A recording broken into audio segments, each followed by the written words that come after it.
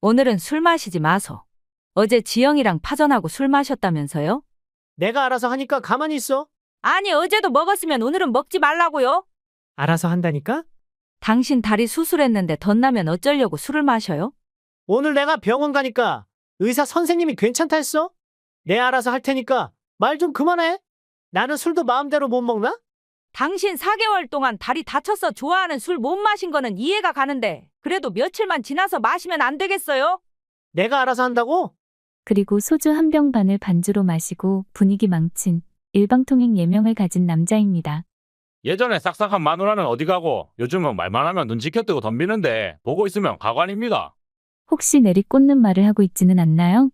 네가 집에서 하는 일이 뭐 있노? 자식들도 저 모양으로 만들어 놓고 할 말이 또 있나? 이런 부부 대화 멀리서 찾을 필요 없답니다. 각자 집을 생각해보면 좀 더하고 좀 덜한 대화일 수 있죠. 얼마 전 금쪽 같은 내 새끼를 보았어요. 금쪽이를 보면서 저 금쪽이는 누가 만들어낸 불쌍한 작은 괴물일까 생각을 해보았습니다. 부모가 만들었습니다. 어떤 부모는 너무 과한 사랑을 줘서 또 어떤 부모는 너무 방치하고 부모의 감정대로 금쪽이를 대했기 때문에 작은 괴물이 되었다고 봅니다. 어쩌면 소통이 되지 않는 남편도 아내의 말과 행동에서 만들어진 것이 아닐까 하는 마음도 듭니다. 친구가 그랬어요. 자기 남편하고는 도저히 말이 통하지 않는다고 했습니다. 말이 안 되고 남편이 강압적으로 모든 일을 하고 자기 말에 반론을 하면 분노가 막 튀어나오기 때문에 무서워서 더 이상 남편에게 접근하기가 싫다고 했던 친구입니다. 친구는 욕도 잘합니다. 친구들하고 만나면 그냥 그놈의 새끼, 나쁜 놈의 새끼, 자기 남편에 대한 욕을 입에 달고 사는 친구죠. 대한민국 부부가 사이좋게 사랑받고 사랑을 주고하는 부부는 모두 보여주기 위한 사기다고 하더라고요. 자기가 살아온 삶이 억압받는 삶이다 보니까 세상 부부들은 우리 부부보다는 좀 좋을 수는 있겠지만 별로 틀리지 않다고 생각을 하죠. 운동을 하러 가든가 시내에 볼일 보러 나가면 앞서가는 부부들을 볼 때가 있잖아요. 젊은 부부 말고 중년 부부나 나이가 지긋한 노부부가 손을 꼭 잡거나 어깨에 손을 얹고 산책이나 운동, 외출을 하는 거 보면 요즘 따라 그게 너무 부럽습니다. 친구처럼 현실적으로 가능할까 하는 생각도 가끔 들지만 일부러 연출할 수 없는 자연스러움에 저절로 눈길이 머물더라고요. 저 사람들은 얼마나 사랑하기에 저렇게 두 손을 꼭 잡고 서로 체온을 느끼면서 걸어갈 수 있을까?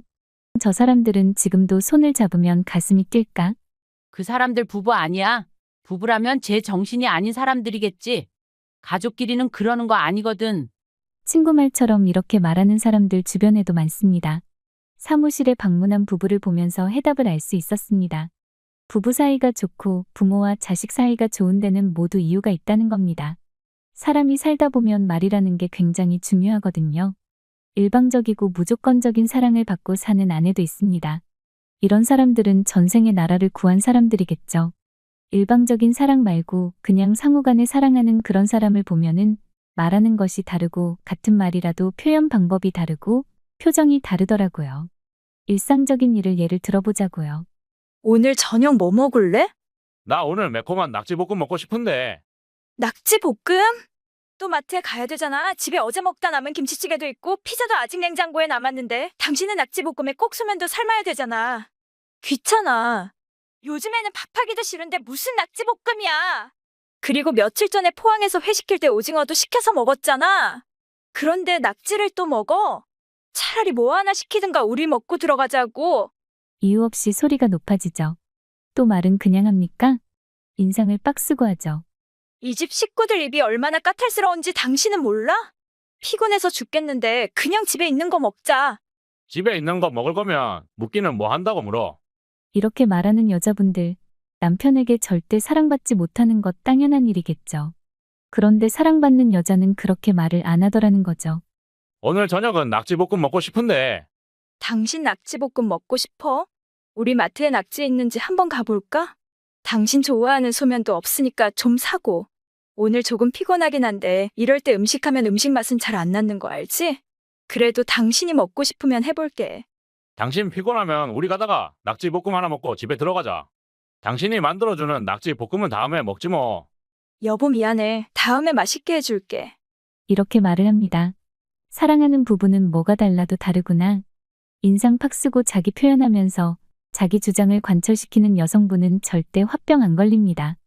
이런 경우에 화병 100%입니다. 대화가 뭐예요?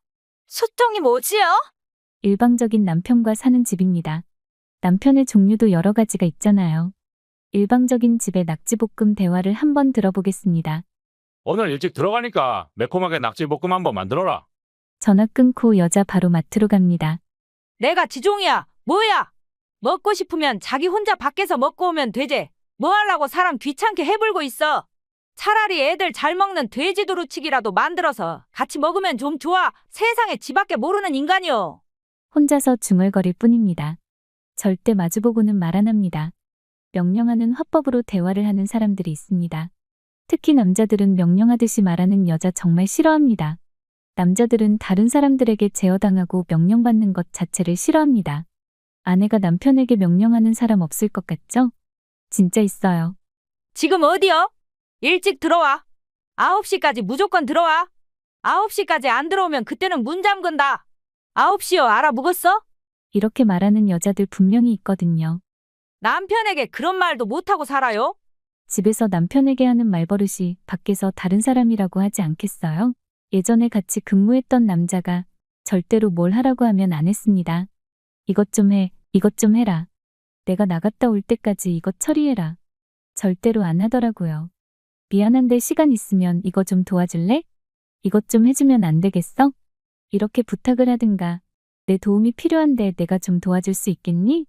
이렇게 하면은 너무나 일을 완벽하게 해주는 사람이 있었거든요. 그때 알았죠. 내가 남자가 싫어하는 말버릇을 가지고 있구나. 그 후로는 명령조의 말버릇을 고치고 남편에게 원하는 것을 눈치껏 얻어내며 여우의 삶을 살고 있습니다. 사랑받는 여자는 말을 할 때 남편의 입장에서 말을 합니다. 남들보다 못생기고 몸매도 엉망인 여자가 멀쩡하고 잘생긴 남편에게 사랑받는 여자들을 보면 사람들은 안 울린다. 여자가 돈이 많나? 이렇게 말을 하죠.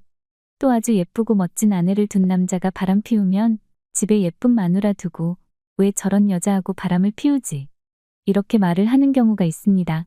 그러면 예쁜 배우나 탤런트 남편들은 왜 외도를 하겠어요?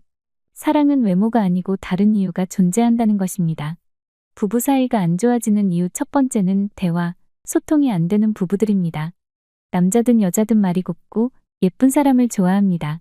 싸움을 할 때도 말이 예쁘면 싸움이 크게 확대는 않답니다. 반말에 거친 말이 오가면 끝은 뻔히 보이지 않겠어요? 당신이 뭐 알아?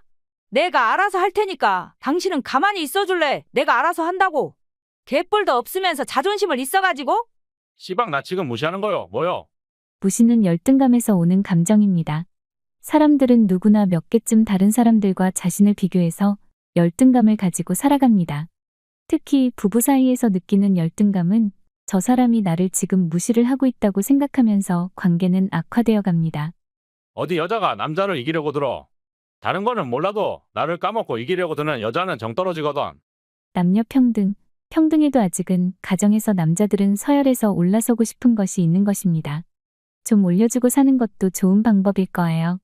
대접해주고 아내들은 대신 사랑을 받으면 되지 않겠어요. 사랑받는 사람이 되기 위해서 말이 예뻐야 된다. 상대를 무시하지 말고 자존심을 건드리지 마라. 평등을 내세우면서 이기려고 하지 마라. 제가 살면서 저 여자는 남편에게 사랑을 받지 못하겠구나 생각을 할 때는 저 인간 때문에 내가 지금 이 모양으로 살고 있는데 귀신 뭐 하는지 저런 인간 안 잡아 가고 있는지 모르겠단께. 저 인간 좀 잡아가 불어. 꼴값을 떨어야. 내 세울 게 없으면 돈이라도 잘 벌어주던지. 네가 벌어온 돈 가지고 살아본 적이 없어야? 집에 안 들어오고 지금까지 쳐돌아다니고 있어? 돈 많은 모양이네. 술 먹을 돈 있으면 집에나 잘해라. 친구? 친구 같은 소리 하고 있네. 똑같은 것들이 모여서 하는 짓이 뻔하지. 내가 가서 없기 전에 빨리 들어와. 듣기만 해도 머리 아프시죠? 삶에 지친 아내들의 발악이라고 생각하자고요. 발악을 하면 할수록 더 헤어나올 수 없는 수렁으로 빠지는 것이 부부관계이며 가정입니다. 사람들은 살면서 웃는 얼굴에 침 못 뱉는다는 말 있잖아요. 사회생활에도 똑같고요. 부부관계에서도 똑같아요. 웃으면서 얘기하는데 그걸 누가 뭐라 그러겠어요? 대화를 하고 공감을 해주는 그런 사람들이 원만한 부부관계를 유지를 하는 것 같더라고요. 남편이 조금 재미없는 말을 해도 남자를 사랑스럽게 쳐다보며 어머 당신이 그랬어? 그랬구나. 그거 진짜 재미있었겠다. 호응을 해주면서 들어주고 웃어주는 여자가 남편에게 사랑을 받습니다. 얼마 전에 사무실 앞에 순대차가 왔어요. 경기도에서 유명한 순대인가 봐요. 대구 1호점이라고 다마스 작은 차량에 가마솥을 장착하고 판매를 시작했는데 줄이 70, 80m를 계속 유지를 하며 사람들이 줄어들지가 않았습니다. 얼마나 맛있길래 저렇게 난리일까? 생전 처음으로 영업을 마치고 줄을 저도 섰습니다. 40분이 넘어도 내 순서는 멀기만 해서 그만 포기할까 망설일 때 당신 힘들지 않아? 힘들면 차에 가서 앉아 있어. 당신 피곤할 텐데 내가 순대 먹고 싶다고 해서 미안해. 당신이 차에서 좀 쉬고 있어. 어쩌면 저렇게 다정스럽게 속삭일 수 있을까? 난 저렇게 알콩달콩 살아본 적이 있었나? 많은 것을 생각할 때 힘들면 당신 어깨에 기대도 되죠? 우리 부부와 확연하게 대화법이 달랐습니다. 우리는 가족이고 부부니까 이렇게 말을 해도 이해를 해줄 거야. 아니야, 이해를 하면서 살아야지. 이런 잘못된 판단으로 내가 사랑할 수 있고 사랑받을 수 있는 소중한 시간을 놓치고 살고 있지 않는지 우리는 생각해야 합니다. 서로 사랑을 할 때는 서로 가진 것을 상대방에게 원하기보다는 조금씩 나누어주고 상대방이 좋아하는 행동보다는 상대방이 싫어하는 행동을 하지 않는 게 더 좋지 않을까라는 그런 생각을 가져야 됩니다. 살면서 누가 옳다, 누가 옳지 않다를 따지는 그 순간부터는 삶이 힘들다고 봐야 돼요. 누가 옳겠어요? 누가 옳지 않다는 말인가요? 그 사람 입장에서 보면 그게 맞다는 거죠. 내 주장이 옳고 네 주장이 틀렸다라고 서로 대립관계로 가면 절대 회복할 수 없는 부부 관계가 될 것이라는 거죠. 참고 살던 친구가 시간이 지나 보니까 참고 사는 것보다 부딪히고 싸우면서 사는 게 훨씬 더 자기 자신에게는 분명히 좋다고 했습니다. 친구들 중에 자기 주장이 강하고 그때마다 부딪히고 사는 친구들은 지금 나이 들어서 다 잘 살고 있습니다. 모임에 나와도 오늘 늦게 들어가니까 먼저 밥 먹고 있어요. 이렇게 당당하게 말하면서 사는 친구는 지금도 너무 잘 사는데 그런 말을 안 하고 참고 살았던 사람은 우리 아저씨 올 때 됐어. 나 밥 해주러 가야 돼. 이렇게 먼저 일어나는 친구들 중에 지금 속에 화병 가지고 있는 친구들 많습니다. 세상에는 공짜로 주어지는 것은 없습니다. 오늘부터 말이 안 통하는 남자하고 살아야 될지 안 살아야 될지 경계에 있는 사람이라면 지금부터 어느 쪽이 현명한 방법인지 다시 한번 생각해 보시길 바라겠습니다. 내가 원하는 대로 길은 스스로 만들어가면 됩니다. 길은 만들어지고 끊어지면 다시 시작되는 것이 길입니다. 인생 고개 여러분들의 가정에 웃음꽃이 피기를 기원하겠습니다. 감사합니다.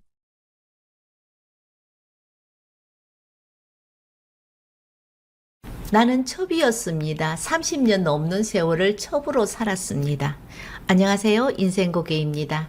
30년이 넘는 오랜 세월 동안 첩으로 살아온 인생은 어느 누구에게도 용서받지 못할 인생이겠죠.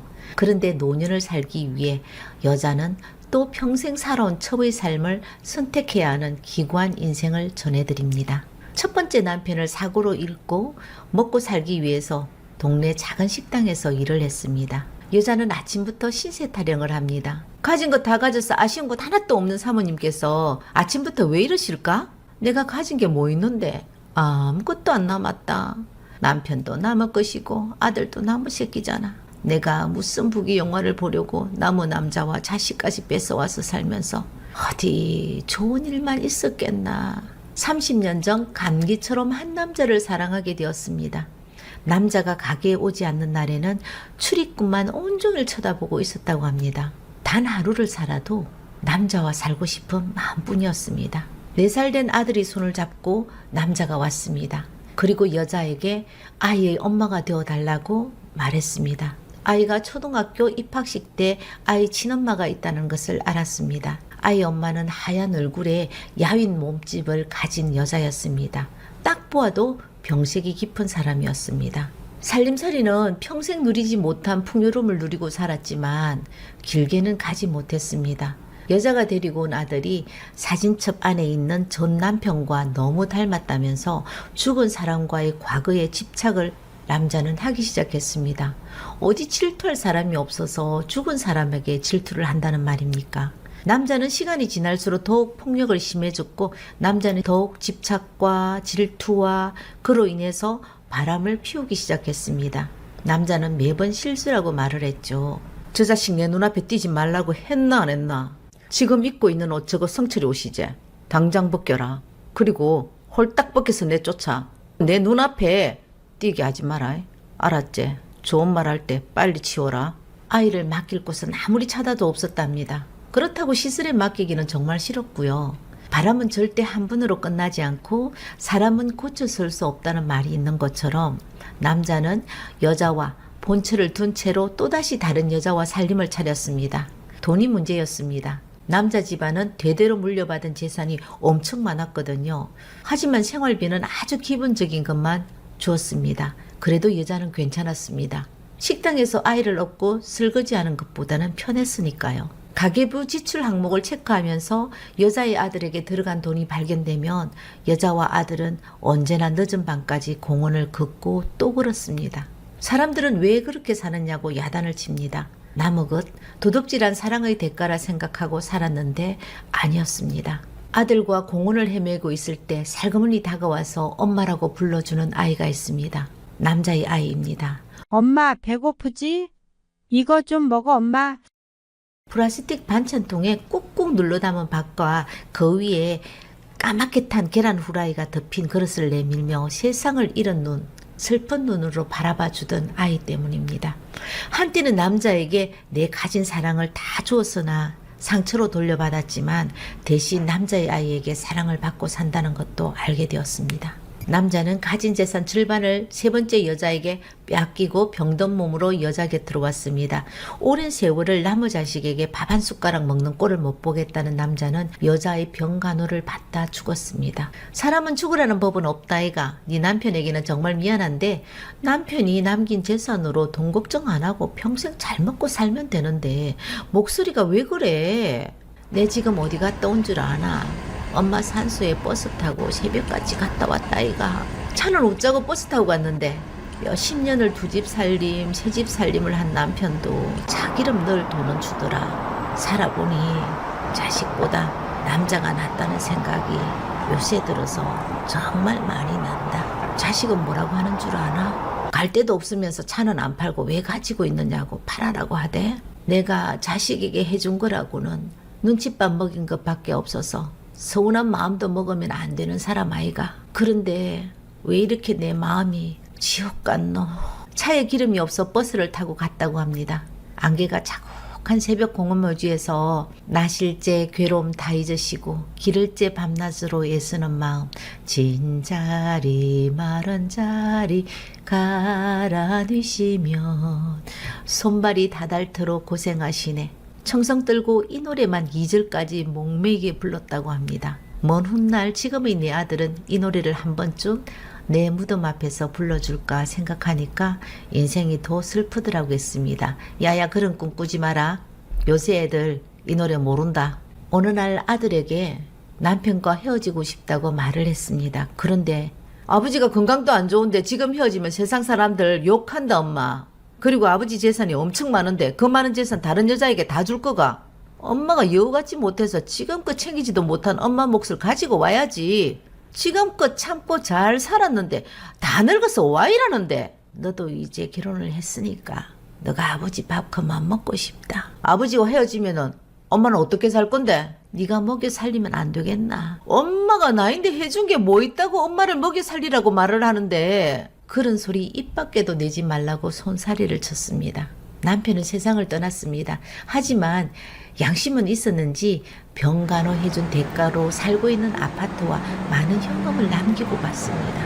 남편이 죽고 남자의 아들과는 자연스럽게 인연이 끊어졌습니다. 이제 남은 것은 오직 아들 하나가 전부였습니다. 아들은 엄마가 받은 아파트에 들어와 살기 시작했고 현금은 장사를 한다고 조금씩 돈을 가지고 갔습니다. 장사가 제법 잘 되었습니다. 하지만 잘 살면 본인 탓이고 못 살면 조상 탓이라고 했던가요? 모든 것은 아들 것이지 여자와는 아무 상관없는 것이었습니다. 여자는 집에서 소녀를 돌보고 유치원에 가고 나면 집안일을 하고 또 저녁이면 아들과 며느리가 먹을 저녁 준비를 합니다. 가사 도우미는 월급이라도 받지만 아들은 소녀에게 필요한 돈을 말하면 엄마 돈 많이 있잖아. 그 돈으로 써. 죽을 때 가지고 갈 거야? 내 잘못된 사랑의 대가를 고스란히 아들에게 돌려받을 때 예수님, 부처님을 찾고 미워하고 원망도 했습니다. 엄마, 이번 달에는 어린이날하고 부처님 오시는 날하고 있으니까 모두 끼워서 해외여행 갔다 올게. 말 속에 어버이날은 없었습니다. 엄마도 일주일 동안 휴가라고 생각하고 편하게 쉬고 있으라고 했습니다. 이렇게 통보하고 여행을 떠나는 아침이었습니다. 아들과 며느리는 갔다 오겠다는 말도 하는 둥 마는 둥 하고 현관문이 꽝 하고 닫혔습니다. 늦다 빨리 가야 돼 어서 빨리 가. 소녀가 와락 여자의 품에 달려와 안기며 할머니 이 돈 가지고 할머니 좋아하는 햄버거 먹고 있어? 아니야 할머니 돈 있어. 이거 가지고 있다 사고 싶은 거 사. 알았지? 외할머니는 엄마랑 같이 비행기 타고 놀러도 가고 좀 있으면 엄마하고 아빠랑 같이 산다고 엄마가 말하던데 그럼 할머니가 불쌍하잖아. 아, 사돈하고 여행을 가는구나. 큰 평수 집을 알아보고 다닌다는 게 내가 아니고 사돈하고 같이 살 준비를 하고 있는구나. 아들에게 섭섭했습니다. 사돈 집도 경제적으로 여유가 있는 집입니다.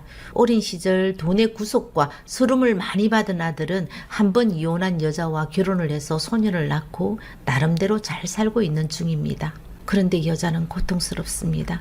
아니 고통 속으로 자신을 자꾸 몰아넣고 살아가고 있습니다. 난 너희들이 알고 있는 만큼 재산이 없단다. 아들 장사한다고 해서 있는 돈 다 주고 어려울 때마다 또 남은 돈 좀 주고 현금은 거의 바닥이 났거든. 아파트 있잖아. 아파트도 아들 명의로 넘겨준 지 오래되었다. 장사 시작할 때 본사에서 물품 대금을 담보물을 잡아야 된다나 그래서 건조당 설정해야 된다고 해서 명의를 넘겼거든. 덩치 큰 남자 병간호를 하면서 무리한 몸 사용은 물론 나이 탓으로 식당에 설거지조차 못하는 몸이지만 그래도 자식 집에서는 쉬었다가 할 수 있었기에 살림을 살 수 있었습니다. 남의 돈 받고는 일할 수 있는 몸 상태는 아니라고 했습니다. 이웃집 할머니가 중매쟁이로 왔습니다. 나이가 70대 중반이고 건강한 할아버지가 시골에 혼자 거주를 하시는데 함께 노후에 말동무하면서 지낼 할머니를 찾고 있다고 합니다. 본초와 자식이 둘 있는데 모두 캐나다에서 거주한다고 했습니다. 캐나다에서 모두 자리를 잡았기 때문에 한국에는 들어올 계획은 없다고 했습니다. 노후의 재혼 아닌 재혼도 모두 조건이 있잖아요. 할아버지가 돌아가시면 200평 넘는 현재 거주하고 있는 집과 논 5마지기를 할머니 앞으로 해주는 조건이었습니다. 그런데 깊은 고민에 빠졌습니다. 몇 개월 전 동네 병원에서 수술을 해야 된다는 허리와 다리 때문에 규모가 제법 큰 병원을 방문했던 적이 있었습니다. 진료실에 들어서는 순간 엄마 저예요. 그동안 어디에 계셨어요? 엄마 저예요. 저. 얼굴에는 웃음이 눈에는 눈물을 흘리는 남자의 아들이었습니다. 아직까지 저 아이에게는 내가 돈이나 아이를 돌봐주는 사람이 아니고 엄마로 남아있구나. 남자의 아들은 수술을 하면 좋아진다고 했습니다. 이 모든 것이 자신의 아버지 병간호 때문에 더 심해진 거라고 말을 했습니다. 여자는 그 이후에 병원에 가지 않았습니다. 수술을 하면 당장 소녀를 봐줄 사람이 없었고 또 아들이 허리는 수술을 해도 100% 좋아진다는 보장이 없다고 비협조적인 것이 이유였습니다. 남자의 아들은 수술을 해야 된다고 수술비는 걱정하지 않아도 된다고 전화가 수차례 왔습니다. 아들이 사돈과 함께 해외여행을 떠난 어버이날에도 남자의 아들은 전화가 와서 밥을 먹자고 했습니다. 아들은 지금 출장 가서 집에 없단다. 다음에 먹자고 했지만 난 엄마만 있으면 됩니다. 제 딸을 엄마에게 보여주고 싶거든요. 그러니까 같이 밥 먹자고 했습니다. 아빠를 닮은 소녀들은 너무 예뻤고 아들은 무척이나 가정적인 모습을 가지고 있었습니다. 그리고 불쑥 엄마 지금 살고 계신데 불편하시면 제가 계실 곳 마련해 드릴 테니 말씀만 하세요. 이제 저도 아버지 돈 말고 제가 번 돈으로 엄마 집도 생활비도 모두 드릴 수 있는 능력이 있거든요. 우리 집사람하고도 의논을 했습니다. 필요할 때는 언제든지 말하라며 자신도 엄마의 자식이고 아들이라고 했습니다. 그래서 여자는 고민을 많이 했습니다. 남자의 아들도 내 자식인데 그냥 받아들일까? 아니야. 저 착한 아이에게 내가 또 짐이 되면 안 되지. 아버지 때문에 어린 시절 저 아이 나름대로 친엄마와 떨어져서 살아야 했던 상처를 생각하면 절대 있을 수 없는 일이라고 생각했습니다. 2번 다시 남은 남자 첩으로 살고 싶지 않지만 내 뱃속에서 낳은 자식은 늙고 병들은 엄마가 거추장스럽고 아버지의 편파적인 사랑으로 상처받은 남자의 아이에게는 돌아갈 수가 없어서 여자는 또다시 첩으로 살아갈 예정입니다. 어찌해야 할까요? 인생고개 여러분, 여러분들의 현명한 선택은 무엇입니까? 댓글 남겨주시면 감사하겠습니다. 인생고기였습니다.